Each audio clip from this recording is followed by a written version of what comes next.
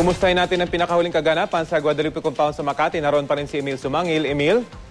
Rafi, yung actually hindi naman ito tumata yung negosyador. Yung foreigner na nagpakilalang pare.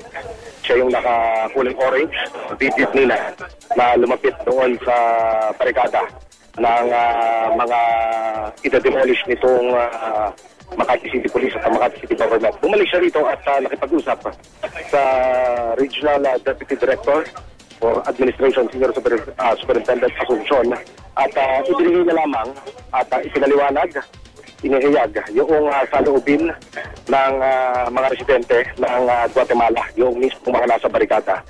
Subalit walang napagkasarahan yung pulisya, paging itong demolition team.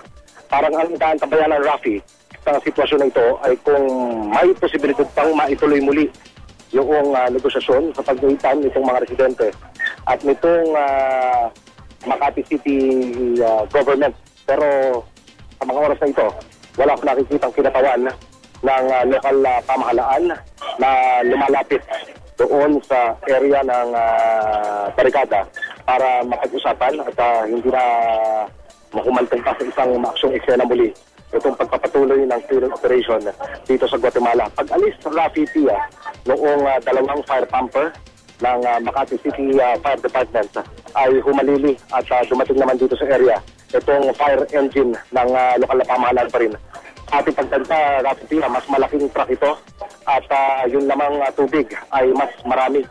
May kabuntot itong dalawa ding fire truck mula dito sa Makati Fire Department at hindi pa sila pumuposisyon doon sa kanilang lugar kung saan sila pumwesto kanina.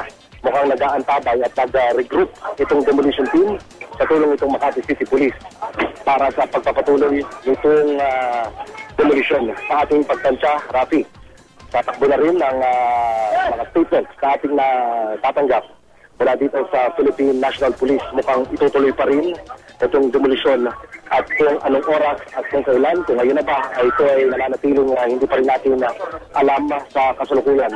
Yung mula dito sa ating pwesto, yung panig ng mga nagpaparikada ay nag-regroup din, sa likuran ng kanilang itinayong yero at pader na gawa sa kahoy ay pumosisyon pa rin sila at mukhang nagre-recruit pa rin. Doon sa yung mga taong nasa bubunga kanila ay nabawasan na Rafi Pia sa ating obserbasyon. Pagaman meron pa rin nagkamasid na ilang grupo ng mga kabataan, mga nakatakip kasi ang mukha nito, Rafi. At inoobserbahan itong kilos ng puwersa ng lokal na pamahalaan maging nitong pulisya.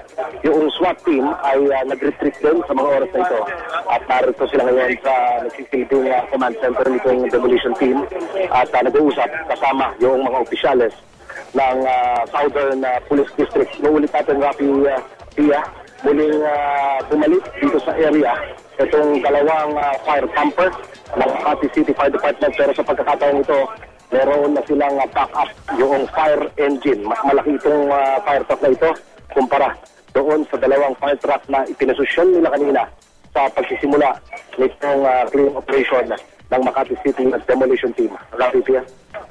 Maraming salamat, Emil Sumangil.